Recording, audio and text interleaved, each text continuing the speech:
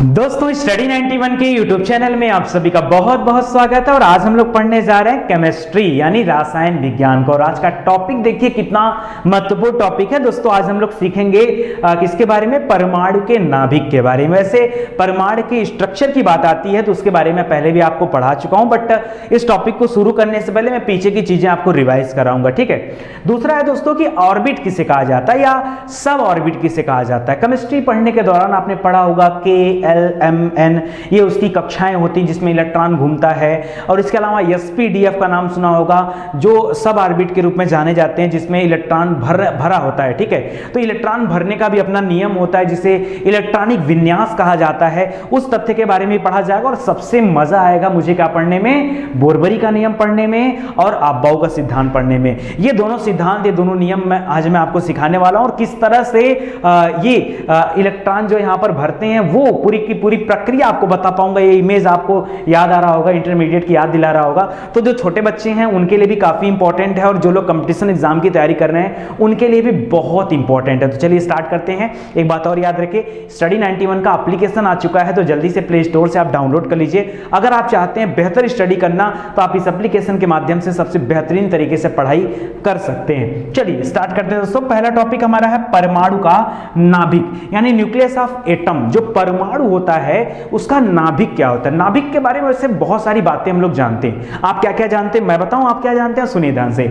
आप जानते हैं कि परमाणु के नाभिक में दो लोग रहते हैं। कौन कौन से, एक न्यूट्रॉन रहता है, एक प्रोटॉन रहता है, ये आप जानते हो, ठीक है। जिसमें से न्यूट्रॉन जो होता है यह उदासीन होता है। उदासीन के अलावा हम इसको बोलते हैं आवेश रहित होता है, क्योंकि दो ही तरह के आवेश होते हैं, या तो पॉजिटिव या तो निगेटिव, यानी या तो धनात्मक या तो ऋणात्मक। तो जो न्यूट्रॉन होता है ना, ये न्यूट्रल होता है भैया, ना तो मैं पॉजिटिव में हूं ना तो मैं निगेटिव में हूं, यानी उदासीन होता है। लेकिन जो प्रोटॉन होता है, प्रोटॉन कैसा होता है, पॉजिटिव होता है। तो प से प्रोटॉन और प से पॉजिटिव, ठीक है। तो याद रखिएगा प्रोटॉन कैसा होता है, पॉजिटिव होता है। न्यूट्रॉन प्रोटॉन दो भाई हैं, वो नाभिक के अंदर रहते हैं। नाभिक के बाहर इलेक्ट्रॉन चक्कर लगाता है जिस पर निगेटिव चार्ज होता है, ये आप सभी जानते हैं। लेकिन इतने से काम नहीं चलने वाला, आपको और भी बातें याद रखनी पड़ेंगी। देखिए दे रहा है कि परमाणु का केंद्र, जिसमें परमाणु का संपूर्ण द्रव्यमान केंद्रित रहता है, परमाणु का नाभिक कहलाता है। परमाणु का नाभिक क्या है दोस्तों,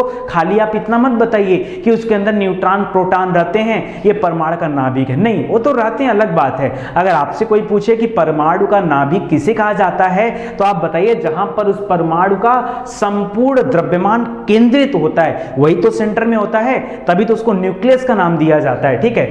परमाणु के नाभिक में प्रोटॉन और न्यूट्रॉन पाए जाते हैं, जिसमें न्यूट्रॉन क्या होता है, उदासीन होता है या आवेश रहित होता है, जबकि प्रोटॉन क्या होता है, ये धनावेशित होता है यानी पॉजिटिव चार्ज वाला होता है। ये आप जानते हैं ना। चलिए आगे बढ़ते हैं। प्रोटॉन और न्यूट्रॉन को मिलाकर ही क्या बनता है, न्यूक्लियस बनता है। क्या बनता है, न्यूक्लियस बनता है। न्यूक्लियस जिसको आप बोलते हो, नाभिक जिसको आप बोलते हो, ये कैसे बनता है, ये प्रोटॉन और न्यूट्रॉन को मिलाकर के ही नाभिक का निर्माण होता है। अगला पॉइंट दे रहा है कि सभी न्यूक्लियस के बीच एक आकर्षण बल काम करता है जिसे नाभिकीय बल कहा जाता है। हर एक नाभिक के अंदर, हर एक न्यूक्लियस के अंदर क्या होता है, इस तरह के नाभिकीय बल काम करते हैं। इसी बल के कारण परमाणु का नाभिक में अस्थायित्व होता है। अगर ये बल ना होता ना तो दो भाई में कभी का तकरार हो गया होता, अब तक अलगा हो गया होता, लेकिन अलगा नहीं हुआ। दोनों भाई हमेशा साथ साथ रहते। कौन, अरे भाई न्यूट्रॉन और प्रोटॉन, ये दो भाई हमेशा साथ साथ रहते हैं। क्यों,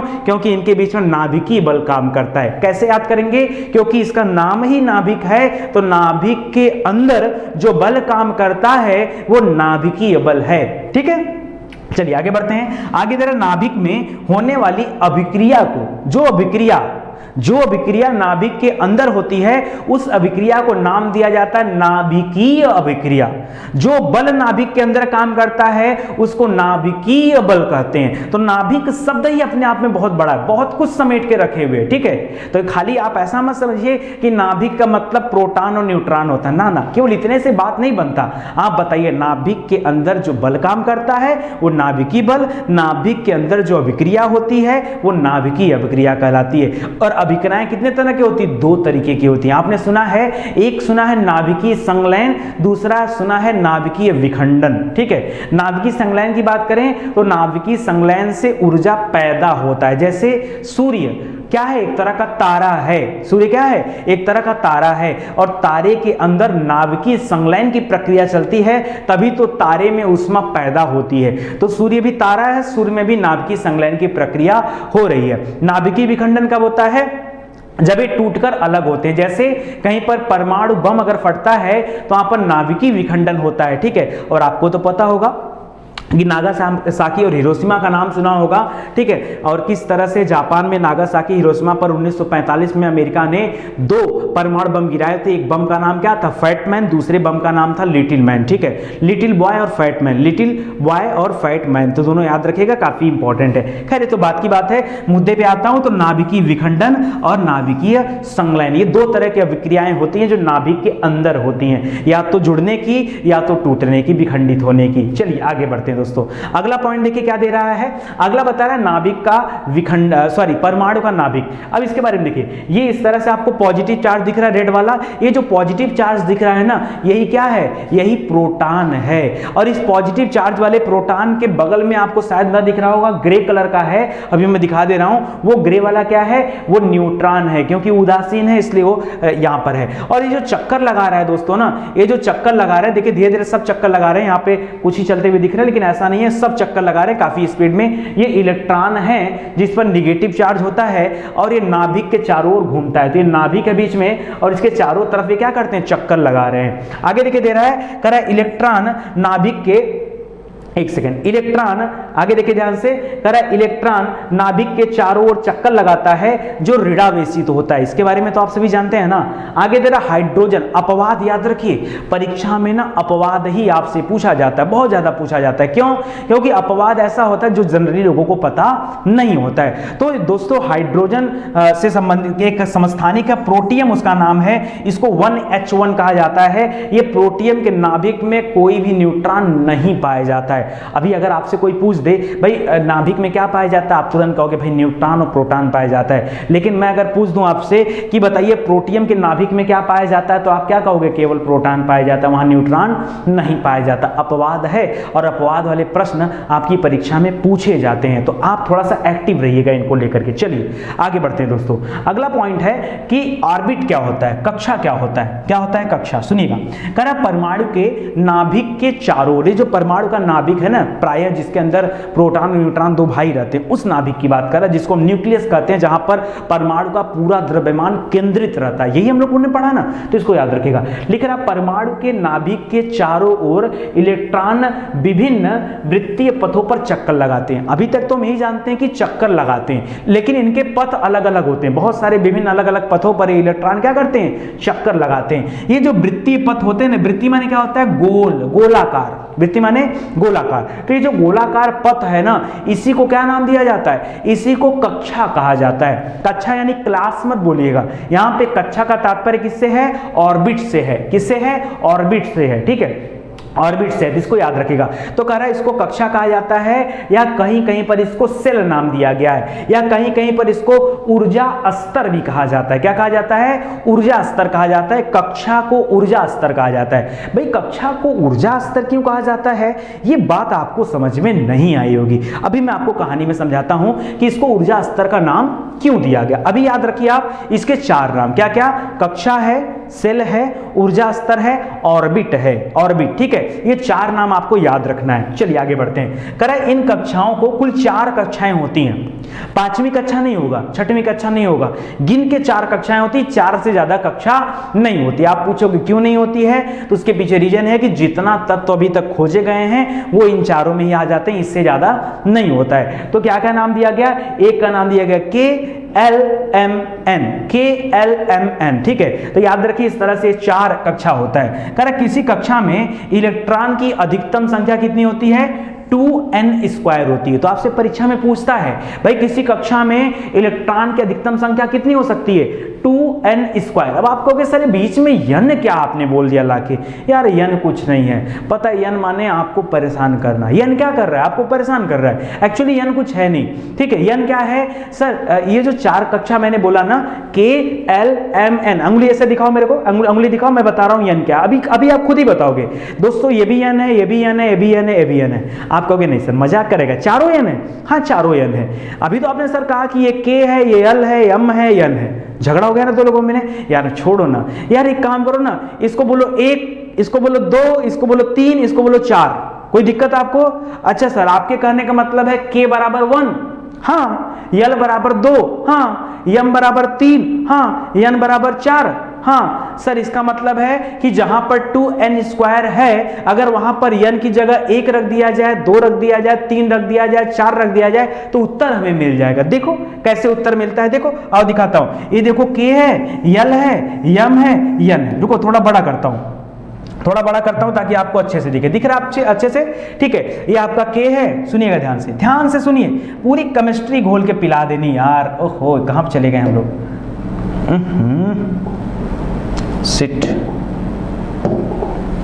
चलिए तो देखिए यहां पर देखिए KLMN दे रहा है, एक सेकंड, हाँ ठीक है। अब देखिए यहां पर K L M और N, ये चारों दे रहा है। अब हमने कुछ किया नहीं सर, हमने क्या किया, हमारा फार्मूला था 2n², ये अधिकतम संख्या है। हमने इस n के जगह पे ना 4 चीजें लेनी, एक बार 1 लूंगा, एक बार 2 लूंगा, एक बार 3 लूंगा, एक बार 4 लूंगा, यही 4 लूंगा और कुछ करना नहीं। तो देखिए 2 गुणे 1 का स्क्वायर, भाई n का स्क्वायर था तो 1 का स्क्वायर, 2 गुणे 2 का स्क्वायर, 2 गुणे 3 का स्क्वायर, 2 गुणे 4 का स्क्वायर, ठीक है।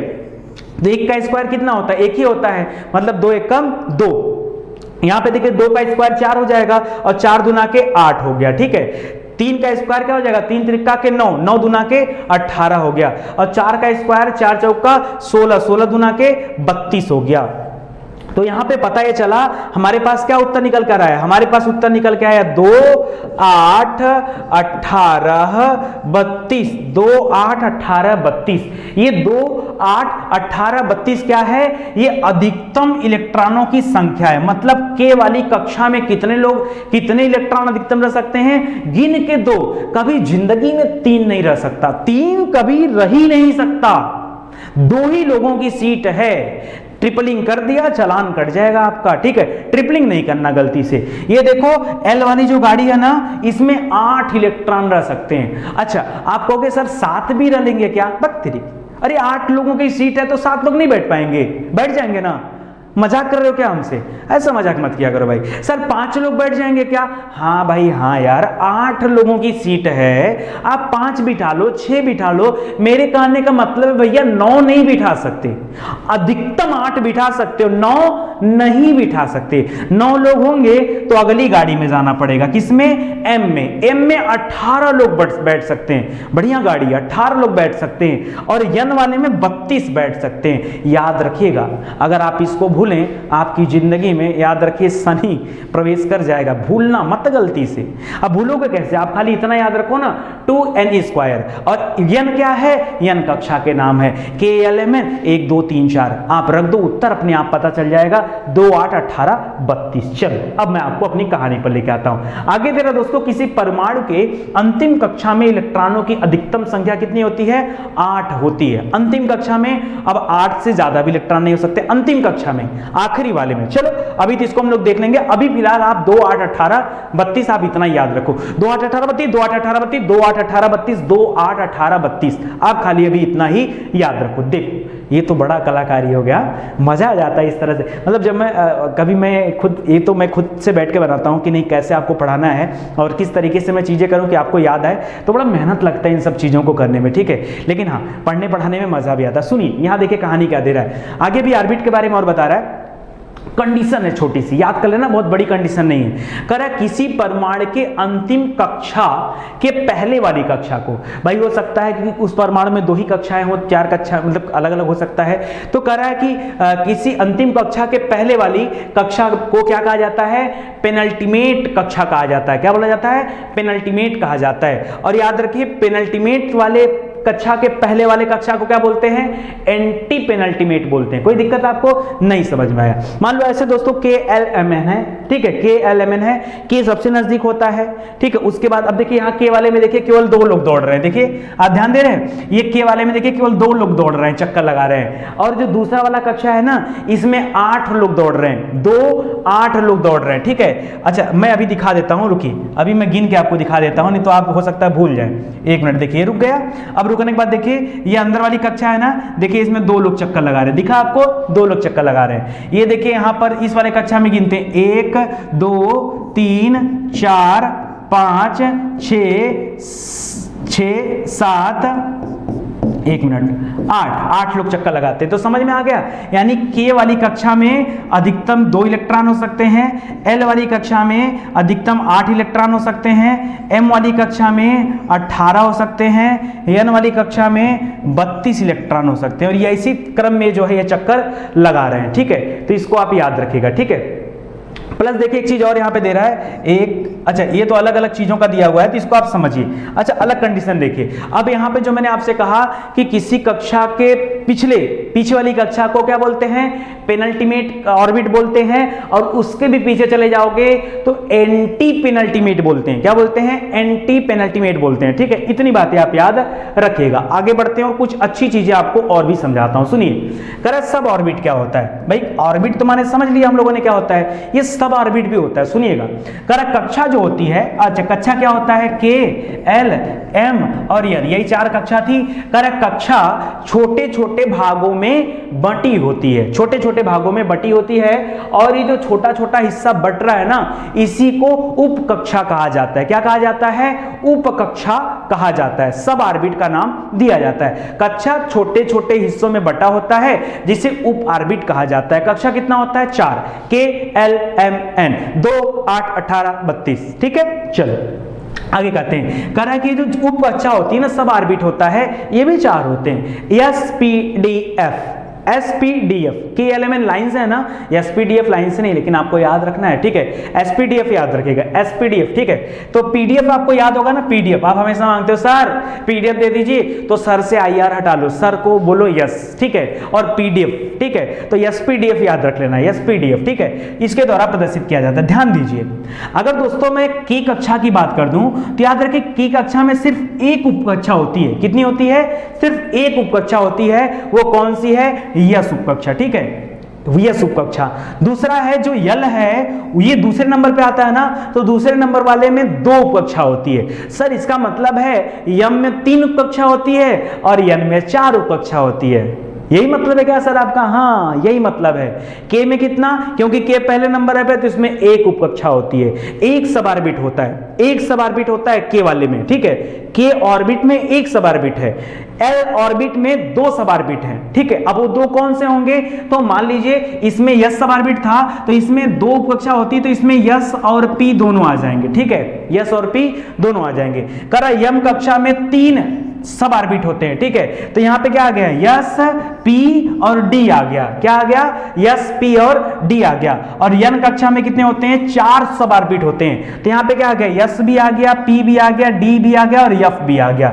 ये अधिकतम होता है, बस यही है भैया मेरे। इतना अगर आपको समझ में आ गया होगा तो जान लीजिए कहीं कोई दिक्कत ही नहीं, बाकी तो हम लोग खुद बना लेंगे। देखिए अब यहां कहानी सुनिए, यहां पे खाली यस है तो आपको पता है कि यस वाले में कितना हो सकता है, कितना हो सकता है। अच्छा एक कंडीशन और आपको याद रखना है, देखिए ये कंडीशन और याद रखना है, नीचे वाली लाइन पहले पढ़ लीजिए। कह रहा है इलेक्ट्रॉन की अधिकतम संख्या सब ऑर्बिट में। अभी हमने ऊपर आपको पढ़ाया कि ऑर्बिट में इलेक्ट्रॉनों की अधिकतम संख्या क्या हो सकती है, ऊपर हमने पढ़ाया था ना पिछले वाले ग्राफ में, क्या पढ़ाया था, 4 होते हैं, K L M और N, ये 4 होते हैं ना, ये 4 होते हैं, ठीक है। हमने पढ़ा है K में अधिकतम 2 हो सकता है, L में 2 8, M में 18 और N में 32। कैसे होता है, तो हमने बताया आपको कि 2n² इसका फार्मूला है, आप निकाल लीजिए। आपने निकाल भी लिया तो ये 2 8 18 32 हमने अपने माइंड में फीड कर लिया था, ठीक है। ये तो ऑर्बिट की बात थी, क्योंकि ये कक्षा था ना, तो ये ऑर्बिट ऑर्बिट की बात थी, हम बात करने जा रहे हैं सब ऑर्बिट की। किसकी बात कर रहे हैं? सब ऑर्बिट की बात कर रहे हैं। क्या लिखा है यहां पर? उप कक्षा सब ऑर्बिट की बात कर रहे हैं। सब ऑर्बिट में क्या होता है दोस्तों? सब ऑर्बिट मतलब सर एसपीडीएफ, हाँ एस पी डी और एफ स्मॉल लेटर में होता है, कैपिटल लेटर में नहीं होता। कक्षा जो होता है वो कैपिटल लेटर में लिखा जाता है और उप कक्षा जो होता है उसे स्मॉल लेटर में लिखा जाता है। तो मैं सही कर दूं, नहीं कुछ लोग कहेंगे सर आप ही गलत लिख रहे हैं तो दूसरे को क्या शिक्षा देंगे। हाँ चलो, ये एसपीडीएफ छोटा हो गया, ये एसपीडीएफ है। अब देखिए एसपीडीएफ में क्या होता है? अधिकतम इलेक्ट्रॉनों की संख्या यस वाले कॉलम में सिर्फ 2 हो सकती है। कितना हो सकती है? यस उपकक्षा में इलेक्ट्रॉनों की अधिकतम संख्या कितनी हो सकती है? 2 हो सकती है, ठीक है। पी वाले में अधिकतम कितनी हो सकती है? 6 हो सकती है। कितनी हो सकती है? 6 हो सकती है। डी वाले में अधिकतम कितनी हो सकती है? 10 हो सकती है। और यहां पर एफ वाले में कितनी हो सकती है? 14 हो सकती है। ऊपर हमने पढ़ा था 2, 8, 18, 32। क्या पढ़ा था? 2, 8, 18, 32। यहां पढ़ रहा हूं 2, 6, 10, 14। क्या पढ़ रहा हूं? 2, 6, 10, 14। दोस्तों यही वो कंफ्यूजन वाली बात है जो हमें हमारे स्कूलों में नहीं सिखाया गया। पता है जब मैं केमिस्ट्री पढ़ रहा था, मैं आपको बताऊं, पहले क्या था कि मैं कॉमर्स फील्ड का नहीं था। आप जानते हैं, आप मेरा फील्ड जो है कॉमर्स रहा है। लेकिन मैं एक बार 11th मतलब 10th पास करने के बाद 11th में जब गया तो घर वालों ने कहा नहीं भाई आप साइंस साइड लेके पढ़ो, जबकि मेरा रुचि साइंस साइड में नहीं था, ठीक है। रुचि इसलिए नहीं था ना कि बचपन से जब साइंस से किसी को नफरत हो जाए ना तो मतलब उसको अगर इंटरेस्ट ना आए तो आदमी आगे लेके उसे कंटिन्यू कर सकता, ठीक है। तो मुझे था कि यार मुझे फिजिक्स और केमिस्ट्री एकदम समझ में नहीं आता और मैं नहीं पढ़ना चाहता था। बायोलॉजी से थोड़ा बहुत लगाव था, बायोलॉजी चल जा रहा था, फिजिक्स से भी थोड़ा बहुत लगाव था, थोड़ा बहुत, लेकिन केमिस्ट्री से बड़ा डर लगता था। मतलब पढ़ने की कभी हिम्मत ही नहीं होती थी, क्योंकि मेरे अगर मैं अपने बचपन में जाऊं और देखूं तो मैथ के जो टीचर शुरुआत से मिले वो मुझे उतने बेहतर टीचर नहीं मिल पाए। जो सिखाने वाले लोग थे लगभग खिलवाड़ी हुआ, ठीक है। और मैथ से भी इंटरेस्ट एकदम हट गया था और केमिस्ट्री और फिजिक्स के भी टीचर उतने खास नहीं मिले, जिसकी वजह से फिजिक्स केमिस्ट्री में भी रुचि नहीं था। तो जाहिर सी बात है जब ये दोनों फील्ड मेरे लिए कट गए थे तो मेरे लिए कॉमर्स फील्ड बढ़ता है, ठीक है। तो मैं फिलहाल एक बार 11th किया जिसमें मैं साइंस साइड लेके पढ़ रहा था, बाद में मैंने ड्रॉप किया। मैंने कहा नहीं मैं अपना बेस्ट इसमें नहीं कर सकता, मैं तो कॉमर्स लेने जा रहा हूँ। फिर मैं जो है कॉमर्स लेके पढ़ाई शुरू कर दिया। तो मेरा 11th 12th भी कॉमर्स से, उसके बाद बीकॉम, एमकॉम, सीए, सीपीटी ये सब कॉमर्स ही लाइन से चलता रहा, ठीक है। तो यहाँ तक का सफर मैं पूरा किया। अब जाकर के जब इस फील्ड में आ गया हूँ तो अब मुझे याद रखो जो मैंने बचपन में नहीं पढ़ा था अब मुझे वो सब पढ़ना पड़ रहा है। ये वही बातें हैं जो बचपन में हमें सिखाई नहीं गई। मुझे लगता है जो लोग छोटे बच्चे होंगे वो बताएं कमेंट करके आपके साथ भी ऐसी घटना दुर्घटना हुआ होगा, या आप अगर पढ़ रहे हैं तो आपको पता होगा। ये क्लैरिफाई शुरू से कोई नहीं किया कि बेटा समझो ये ऑर्बिट और सब ऑर्बिट क्या होता है, और लोग पहुंच गए अब्बाऊ के नियम पे, भरना सिखा दिए। अरे जब बच्चे को यही क्लियर नहीं होगा कोई बच्चा भर कैसे पाएगा। तो अभी 2, 8, 18, 32 को 2n स्क्वायर पे हमने निकाल के दिखा दिया। यहां पे याद रखें 2, 6, 10, 14, 2, 6, 10, 14, इसको याद रखेगा। अब देखिए क्या होता है, यहां पे यस वाले में केवल 2 आ सकता है तो मैंने 2 लिख दिया। यस और पी, भाई यल वाली कक्षा में 2 सब ऑर्बिट होते हैं ना, क्या क्या होता है? यस और पी होता है। यस में अधिकतम 2 हो सकते हैं और पी में कितने हो सकते हैं? अधिकतम 6 हो सकते हैं। यहां देखिए क्या दिया, पी में अधिकतम 6, तो हमने लिख दिया 2 और 6, तो यहां क्या हो गए 8। तो साबित हो गया, कक्षा वाली बात आ गई, कक्षा वाली बात पूरी हो गई ना। अब देखिए तीसरे वाले जो यम कक्षा है उसमें 3 सब ऑर्बिट होते हैं, यस, पी और डी। तो यस का 2 लिखा अधिकतम, पी वाले में अधिकतम 6 लिखा और डी वाले में अधिकतम 10 लिखा। तो 10, 6, 16, 2, 18। बताओ ये पूरा हो गया कि नहीं? तो बताओ इसी से ये वाला निकल कर आ रहा है, कुछ अलग से नहीं आ रहा है। देखो यहाँ पे 18 आ गया, ठीक है। उसी तरह से एन वाली कक्षा में 4 सब ऑर्बिट होते हैं, yes, P, D, F. Yes में 2 हो सकता है, डी में कितना हो सकता है? 6 हो सकता है, पी में कितना हो सकता है? 10 हो सकता है और एफ में 14 हो सकता है। तो देखिए 14, 10, 24, 24, 6, 30, 30, 2, 32, यहां पे 32 आ गया। तो बात तो वही निकल के आ गई ना, 2, 8, 18, 32, ठीक है। हमने सब ऑर्बिट में बांटा तो कुछ अलग हमें नहीं मिला। सब ऑर्बिट में बांटने के बाद भी इलेक्ट्रॉनों की संख्या कक्षा में जितनी होनी चाहिए वो उतना ही है, वो चेंज नहीं होता है। इतना बात आपको समझ में आ गया? आ गया होगा, नहीं आया होगा तो अभी आगे और समझा दूंगा, घबराइए मत। स्टडी 91 पर है, बेफिक्र होकर पढ़ाई करिए, टाइम तो गलती से मत देखिएगा, ठीक है।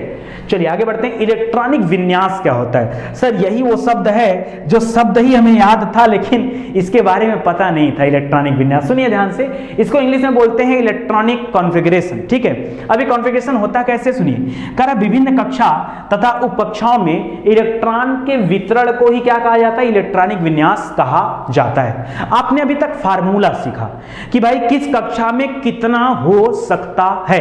आपने क्या सीखा, बार बार बात बोलिए। आपने सीखा 2 8 18 32, आपने सीखा 2 8 18 32, आपने सीखा 2 6 10 14, आपने सीखा 2 6 10 14। ये बार बार अपने कॉपी पे नोट करिए, कम से कम 10-12 बार आपको हमेशा के लिए याद हो जाएगा। ऊपर वाली बात, ये वाली बात ऑर्बिट के लिए थी, ये हमने ऑर्बिट के लिए बताया, ये मैंने सब ऑर्बिट के लिए बताया, ऑर्बिट और सब ऑर्बिट के लिए बताया। अब सुनिए ध्यान से, यहां पर इलेक्ट्रॉनिक विन्यास के माध्यम से हम लोग जाएंगे, अभी अलग अलग चीजों को भरेंगे। सुनिए, करा इलेक्ट्रॉनिक विन्यास के लिए बोर का परमाणु मॉडल भी काफी प्रसिद्ध है। बोर ने निम्नलिखित अवधारणाएं प्रस्तुत की थी। सुनिए, करा इलेक्ट्रॉन केवल कुछ निश्चित कक्षाओं में ही चक्कर लगा सकते हैं, जिन्हें इलेक्ट्रॉन की डिस्क्रीट ऑर्बिट कहा जाता है। इलेक्ट्रॉन जो होते हैं ये कुछ निश्चित कक्षा में ही चक्कर लगाते हैं, जिसको डिस्क्रीट ऑर्बिट कहा जाता है। याद रखिएगा, करा जब इलेक्ट्रॉन इस डिस्क्रीट ऑर्बिट में चक्कर लगाते हैं तो उनके ऊर्जा का विकिरण नहीं होता, ऊर्जा का ह्रास नहीं होता है, तभी तो इन कक्षाओं को ऊर्जा स्तर का नाम दिया जाता है। हम लोगों ने क्या कहा, ऑर्बिट का एक और नाम होता है ऊर्जा स्तर, पढ़ाया था आपको ना। ऑर्बिट को ऑर्बिट बोलते हैं, कक्षा बोलते हैं, सेल बोलते हैं, ऊर्जा स्तर बोलते हैं। क्यों ऊर्जा स्तर बोलते हैं, क्योंकि इन कक्षाओं में इलेक्ट्रॉनों का ऊर्जा ह्रास नहीं होता है, इसलिए इनको ऊर्जा स्तर का नाम दिया जाता है। आगे बढ़ते हैं दोस्तों, अगला पॉइंट याद रखिए, अगला है बोरबरी का नियम। सुनिए बोरबरी का नियम क्या है, करा किसी कक्षा में इलेक्ट्रॉन की अधिकतम संख्या कितनी होती है, 2n² होती है। पढ़ चुके हैं, साबित भी कर चुके हैं, KLMN 2 8 18 32, 2 8 18 32। आगे कह रहा है किसी परमाणु के अंतिम कक्षा में इलेक्ट्रॉनों की अधिकतम संख्या कितनी होती है, 8। आप 8 ही इलेक्ट्रॉन अंतिम वाले में भर सकते हैं, उससे ज्यादा आप भर नहीं सकते हैं। चलिए इसको भी याद रखिए। अगला दे रहा है, किसी परमाणु की कक्षा में इलेक्ट्रॉन तब तक स्थान नहीं लेते हैं जब तक कि उससे पहले वाली भीतरी कक्षा पूर्णतः भर नहीं जाती है, तब तक कोई अगली कक्षा में इंटर नहीं करता है। एक चीज और याद रखिए, एस ऑर्बिट कैसा होता है, गोलाकार होता है। पी ऑर्बिट डमरू के आकार का होता है। डी ऑर्बिट जो होता है द्विडमरू होता है, जैसे ये डमरू था, ये कैसा हो गया, ये पी ऑर्बिट होता है। डी ऑर्बिट हो जाता तो ऐसे बन जाता, द्विडमरू हो जाता। और एफ ऑर्बिट जो होता है जटिल आकृति का होता है। ठीक है, अबाउ का नियम में जब आप देखेंगे दोस्तों, बोरबरी अबाउ के नियम में, तो इस तरह से इलेक्ट्रॉन फिलिंग का नियम है। अभी आगे दिखाता हूं आपको इलेक्ट्रॉन आपको फिल कैसे करना है, उसके बारे में आप ध्यान दीजिए। करा विभिन्न परमाणुओं के कक्षकों में इलेक्ट्रॉन भरे जाने के लिए अबाउ का नियम प्रसिद्ध है। अबाउ के नियम के अनुसार इलेक्ट्रॉन को भरा जाता है। इलेक्ट्रॉन सबसे पहले कम ऊर्जा वाले स्थान में भरे जाते हैं। जब वो स्थान भर जाता है तब दूसरे, जैसे शादी विवाह, मान लीजिए 15 गाड़ी जा रही बारात, ठीक है, तो एक एक गाड़ी में भैया आ जाओ, इसमें 8 लोग बैठो, 8 लोग बैठो। ऐसा नहीं कि सब में 2-2 लोग बैठ जाओ, नहीं नहीं, पहले इसमें 8 लोग बैठो, गाड़ी आगे बढ़ो, ठीक है, चलो दूसरी गाड़ी आ जाओ, चलो भैया इसमें भी जितनी सीट है 6 लोगों की सीट है, 6 बढ़ो, चलो भैया आगे जाओ। ऐसे होता है ना लाइन से।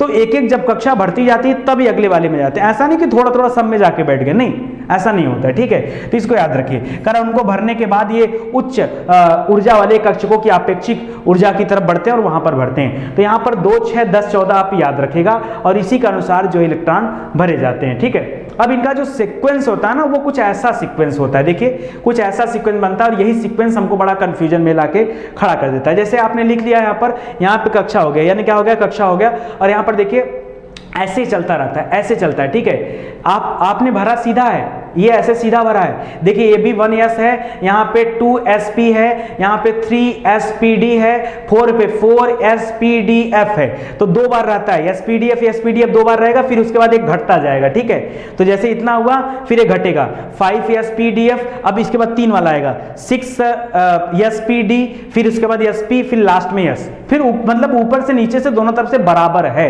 तो इस तरह से ये इसको मेंटेन करते हैं और इसके बाद अब हम लोग क्या करते हैं, आगे बढ़ते हैं। ठीक है, एक सेकंड भाई, ये तो बड़ा समस्या है। ठीक है, अब सुनिएगा मेरी बात ध्यान से। अब यहां से आगे क्या होता है, अब आपको भरना हम सिखाते हैं कि कैसे आपको यहां पर फिल करना है।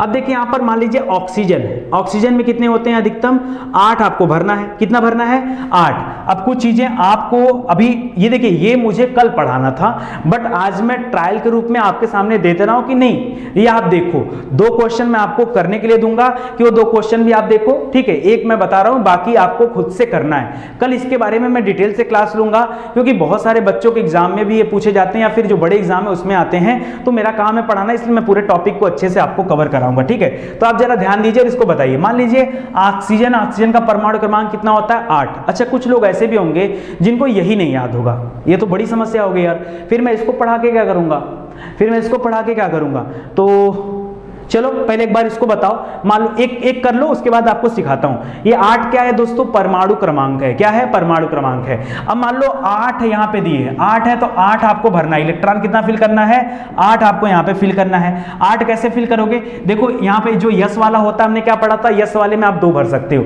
तो यहां पर देखिए क्या लिख सकते हैं? 1 यस 1 आप कर सकते हो, ठीक है। 1 यस 1, या फिर आप 1 यस लिख दो, कामा लगा दो, ठीक है। उसके बाद अच्छा 1 यस पे कितना आ जाएगा? यस वाले पे 2 आ गया। उसके बाद क्या आ जाएगा? 2s। भाई इसके करने के बाद आप यहां पे पहुंचोगे 2s, फिर ऐसे आओगे, फिर 2p आ जाओगे, ठीक है। तो यहां पर भी यस वाले में 2 ही आएगा, फिर कामा लिख के देखो 2p। p वाले में कितना अधिकतम भर सकते हो? 6। अब देखिए यहां पर रुक गया, अब रुक जाइए यहां पे देखिए 2 है, 2 2 4 हो गया, और 6 4 10 हो गया, और आपको क्या करना? आपको 8 ही चाहिए, तो यहां पे 6 थोड़े भराएगा, आपको 4 कमी, तो आप 4 ही भरो। आप कितना भरो? अधिकतम 4 ही भरो, तो हो गया ना 4 2 6 2 8। यानी यहां पे क्या कर सकते हो आप? ऐसे कर सकते हो 1 यस 2, ठीक है, 2s2, ठीक है, उसके बाद 2p4 ऐसे कर देते हैं, तो ये आपका यहां पे भर गया, ठीक है। ये 8 वाले का पूरा हो गया। तो एक बार आप कमेंट करके बताइए समझ में आ रहा है कि नहीं आ रहा है। पहले मैं एक काम करता हूं, क्योंकि अभी क्या है ना, कैल्शियम 20 पे है, अब आधे लोग को पता ही नहीं कि कैल्शियम 20 पे कैसे है, तो दोस्तों आपको याद करना पड़ेगा हमारे साथ, ठीक है। आइए आज मैं कुछ आपको थोड़ा सा याद भी करा देता हूं कि कैसे आपको याद करना है, ठीक है। अब सुनिए, जैसे परमाणु क्रमांक होता है ना, आपने पढ़ा होगा, बहुत सारे बच्चे बोलते रहते हैं कि सर एक दिन आप इसकी क्लास ले लीजिए, आप पढ़ा देते हो तो बड़ा अच्छा लगता है। 5-5 की आप सेगमेंट बना लीजिए, रटिए। जैसे रटना नहीं होता, मुझे तो याद है, फिलहाल याद किया हूँ, बड़ा मेहनत से याद किया हूँ, ठीक है। मैं आपको सुना दे रहा हूँ। पहले नंबर पे क्या आता है दोस्तों? पहले नंबर पे आता है हाइड्रोजन। क्या आता है? हाइड्रोजन। हाइड्रोजन के बाद क्या आता है? हीलियम आता है। हाइड्रोजन, हीलियम, लिथियम, ठीक है, बेरिलियम, सुनते जाइए, hydrogen, helium, lithium, beryllium, boron, ये हो गया 5 तक। 5-5 का आप कॉलम बना के याद करेंगे तो आप जल्दी याद कर ले जाओगे। Hydrogen, helium, lithium, beryllium, boron. Hydrogen, helium, lithium, beryllium, boron. उसके बाद क्या होता है? Carbon, nitrogen, oxygen, fluorine, neon. Carbon, nitrogen, oxygen, fluorine, neon. Hydrogen, helium, lithium, beryllium, boron, carbon, nitrogen, oxygen, fluorine, neon. एक एक सांस में आदत बनाइए, क्योंकि ये जब तक आपको कम से कम पता है 20-30 तो आपको याद ही होना चाहिए। अगर 20-30 भी आपको याद नहीं है तो आगे बड़ी संकट है। एक बार आप कमेंट करके बताइए कि ये वाली क्लास भी आपको चाहिएगा जिसमें ये सारी चीजें दी हुई हैं और आपको याद कराया जाए, ठीक है। तो hydrogen, helium, lithium, beryllium, boron. उसके बाद क्या? Carbon, hydrogen, helium. पता है अगर सीक्वेंस बिगड़ता है तो दिमाग से स्किप कर जाता है। Hydrogen, helium, lithium, beryllium, boron, carbon, nitrogen, oxygen, fluorine, neon. Carbon, nitrogen, oxygen, fluorine, neon, ठीक है, फ्लोरीन और नियान। समझ में आ रहा है? तो ये हो गया 10। अब देखिए यही आपसे ऑक्सीजन वाला पूछा था। ऑक्सीजन किस नंबर पे? 8वें नंबर पे। 5 इधर हो गया, 6 7 8, यही 8वां आपसे पूछा था। अगर आपसे वही 10वां पूछ देता तो आप क्या करते? क्या हो जाता? 1s2, 2s2 और 2p6, क्योंकि p वाले में अधिकतम 6 आप भर सकते हो, तो 2p कितना हो जाता? 6 हो जाता, तो 6 2 8 2 10 हो जाता, तो नियान का हो जाता। वहीं फ्लोरीन हो जाता तो आप 2p5 कर देते, ठीक है, तो आपका क्या हो जाता? फ्लोरीन का हो जाता, ठीक है। तो इसको याद रखेगा। तो ये हो गया। फिर से देखिए, hydrogen, helium, lithium, beryllium, boron, carbon, nitrogen, oxygen, fluorine, neon, ऐसे करके आपको याद रखना है। फिर देखिए इसके बाद आता है सोडियम। सोडियम से याद रखेगा, ठीक है। Sodium, magnesium. मैगी कितने रुपए में आती है? आज भी 12 रुपए की आती है, तो ये मुझे वैसे ही याद हुआ था। सोडियम, मैग्नीशियम याद रहेगा आपको। सोडियम, मैग्नीशियम, एल्युमिनियम क्या हो जाता है? एल्यूमिनियम, सिलिकॉन, ठीक है, सिलिकॉन, फास्फोरस क्या हो जाता है? फास्फोरस। तो ये हो गया आपका, फिर 15 हो गया, 15 तक बन गया। फास्फोरस के बाद कहां पे आ जाते हैं? आते हैं आप सल्फर पे। देखिए क्या आता है? सल्फर, सल्फर, क्लोरीन, आर्गन, ऐसे बोल दे रहा हूं, sulphur, chlorine, argon, potassium, calcium. 20 हो गया आपका, ठीक है। क्या हो गया? Sulphur, chlorine, argon, potassium, calcium. Argon अक्रिय गैस होता है, 18वें पे आता है। तो आप इसको याद रखिए। आगे मैं क्या करूंगा ना, अभी आपके लिए इतना ही काफी, मुझे लगता है इससे ज्यादा पढ़ा दूंगा तो आपके लिए ज्यादा संकट हो जाएगा, ठीक है। तो इससे ज्यादा आप मत देखिए, कल मैं एक क्लास और लेके आता हूं, इसके बारे में आपको बताता हूं। और आप एक काम करिए ना, अपने मन से पहले देखिए, आप निकिल का 28वें पे आता है, सॉरी हाँ निकिल 28वें पे है, क्रिप्टॉन 36वें पे है, आप उठा लो, सोडियम है 11वें पे, मैग्नीशियम है 12वें पे, और मान लीजिए आपने उठा लिया आर्गन, उठा लिया 18वें पे। तो आप इसको लेकर के ना क्या करो, एक बार भरो, खुद से क्या करो, फिल करो, और आप देखो कि जो चीजें मैं आपको समझा रहा हूं वो आप भर पा रहे हो कि नहीं भर पा रहे हो। अगर नहीं भर पा रहे हो तो कल मैं इसके बारे में डिटेल से आपको क्लास दूंगा। ये आज का आपका होमवर्क है, इसको आप जरूर से करिएगा, ठीक है। एक बार देखिए यहाँ पर टॉपिक नंबर दे रहा है, ये एलिमेंट नेम है। क्या होता है ना, जैसे हाइड्रोजन अपने आप में बहुत बड़ा शब्द है, तो हाइड्रोजन पूरा लिखा नहीं जाता, हाइड्रोजन को क्या लिखते हैं, H से डिनोट करते हैं, ठीक है। उसी तरह से यहां पर देखिए परमाणु क्रमांक 2 है और इसको क्या बोलते हैं, ये हीलियम लिखा हुआ है, हीलियम को He लिखते हैं। जिसका परमाणु क्रमांक 10 है ये नियान है, क्या है, फ्लोरीन, नियान। नियान पढ़े थे ना, 10वें नंबर पे नियान आता है। 18वें नंबर पे क्या है, आर्गन आता है, क्या है, आर्गन आता है। 36वें नंबर पे क्या है दोस्तों, ये Kr है, Kr माने होता है क्रिप्टॉन, क्या होता है, क्रिप्टॉन है। 54 पे क्या दे रहा है दोस्तों, इसको जेनान पढ़ते हैं, क्या पढ़ते हैं, जेनान पढ़ते हैं, ठीक है। और 86 पे क्या है, रेडॉन।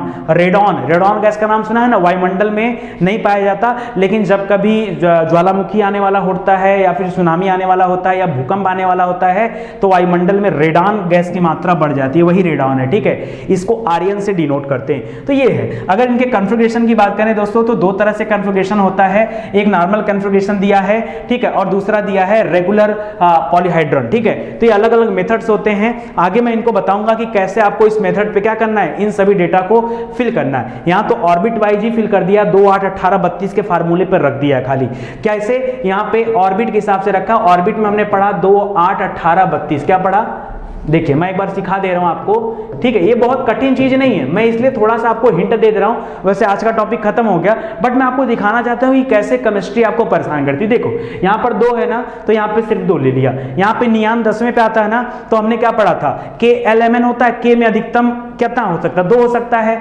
और L में कितना हो सकता है, 2 8 8 हो सकता है। तो 8 और 2 मिला दो तो 10 हो जाएगा, 8 और 2 मिला दो 10 हो जाएगा। ऐसे समझो, मान लो आर्गन है, आर्गन एक भैया का नाम है और हमने उस भैया से 18 रुपया उधार लिया था। कितना दिया था, 18 रुपया उधार लिया था। 18 रुपया अब इनको वापस लौटाना है। कैसे लौटा सकते हो, आपके पास एक 2 की नोट है, 2 वाली रख लो, आपके पास एक 8 की नोट है, 8 वाली रख लो, ठीक है, रखोगे ना भाई, पीछे से आपको भरते चलना है। ऐसा नहीं कि डायरेक्ट 18 रुपया उठा के दे दिया, नहीं, ये गलत है, क्योंकि इलेक्ट्रॉनिक विन्यास में हमें यही समझाया गया है कि हम कम ऊर्जा से उच्च ऊर्जा पे तभी आएंगे जब पीछे वाला क्रम भरता जाएगा, जितना भराता जाएगा उसका। तो पहले आप चिल्लर खत्म करो, 2 वाला गया, 8 वाला गया, 8 2 10 हो गया, 8 और चाहिए तो 8 और दे दो निकाल करके, तो 2 8 8 हो गया। इसमें कठिन क्या है यार, चलो इधर आओ, देखो क्रिप्टॉन है, क्रिप्टॉन है 36 नंबर पे, ठीक है। 36 आपको इलेक्ट्रॉन यहाँ पे भरने हैं। कैसे भरोगे, 36 रुपए आपको चुकाना है। तो पहले कितना दो, 2 रुपए वाला अलग कर दो, 2 रुपया दे दिया, फिर दूसरे में 8 रुपया दे दिया, तीसरे कॉलम में अधिकतम कितना डाल सकते हो, 18 डाल सकते हो, 18 लिख लो। तो 18 और 10 कितना हो जाएगा, 28 हो जाएगा, और हमको देना कितना, 36, 8 और कम है, कामा लगा के 8 और लिख लो, ठीक है। तो ये क्या हो गया। अब कहोगे यार ये क्या सिखाना है यार, ये क्या सिखाना है बताओ, ये क्या सिखाना है इसमें बताओ, मेरे को नहीं समझ में आ रहा है। चलो आगे देखो, जेनान है, जेनान है 54 नंबर पे, 54 नंबर पे। अब 54 आपको कैसे लाना है, खर्चा करो, 2 खर्चा किया, 8 खर्चा किया, 18 खर्चा किया, तो 2 18 10 28 हो गया। 28 के बाद फिर कितना कर सकते हो, यहां पे क्या करो, तीसरा वाला कॉलम है ना, यहां पे आप 32 तो आप डाल नहीं सकते, क्यों, कर सकते हो क्या 32, बताओ। यहां पे 32 कर दोगे तो भाई नहीं हो पाएगा, वो 54 से क्या हो जाएगा, ज्यादा निकल जाएगा। इस वजह से मैंने 32 नहीं किया। तो 32 नहीं किया तो मुझे कितना करना होगा पता है, जिस क्रम में हम आगे बढ़ते हैं उसी क्रम में हमको वापस भी आना पड़ता है। तो यहां देखिए 2 8 18, फिर 18 से 8, फिर 8, ऐसे करके होगा, 18 8 2 ऐसे करके आना है। तो यहां पे 18 ले लो, फिर 8 ले लो, हो गया, समझ में आ रहा है। तो ऐसे करके 32 ले नहीं सकते और उससे 18 से ज्यादा भी नहीं करना आपको, तो इसको आपको ध्यान देना है। ये मैं थोड़ा सा आपको भी समझाऊंगा, हो सकता है यहां पे आपको थोड़ा सा डाउट हो जाए। डाउट आपको नहीं रखना है, बिल्कुल डाउट नहीं रखना, बिल्कुल इत्मीनान से आपको समझाऊंगा। तीसरा दे रहा है रेडॉन 86 नंबर पे। अब देखो यहां पे मैंने क्या किया, 2 8 18। अब यहां 32 पूरा आ सकता है, 32 जो है आखिरी वाला कॉलम वो पूरा आ सकता है, ठीक है, पूरा आ सकता है तो पूरा 32 दे दिया, फिर 18 दे दिया, फिर 8 दे दिया, ठीक है। तो इस क्रम में चलेगा। यहां पे हो सकता है थोड़ा सा डाउट हो, घबराइए मत, मेरी क्लास खत्म नहीं हुई है, अभी आगे क्लास कंटिन्यू रहेगी और उसमें यही सब मुझे आपको सिखाना है। तो आपको आज की क्लास कैसी लगी? वैसे थोड़ा टिपिकल टॉपिक था आज का, लेकिन डरने वाली कोई बात नहीं थी। और दोस्तों अगर आपको इस तरह से और भी अच्छे वीडियो चाहिए तो जल्दी से आप हमारे यूट्यूब चैनल से जुड़े, यहां पर सभी विषय को डिटेल से और चैप्टर वाइज पढ़ाया गया है। इस समय ज्योग्राफी की भी क्लास चल रही, रात को 9 बजे आपकी इंडियन ज्योग्राफी की क्लास दी जा रही, बहुत बेहतरीन क्लास चल रही है, देखोगे तो मजा आ जाएगा। आज के लिए धन्यवाद, मिलते हैं अगले लेक्चर में, तब तक के लिए जय हिंद जय भारत।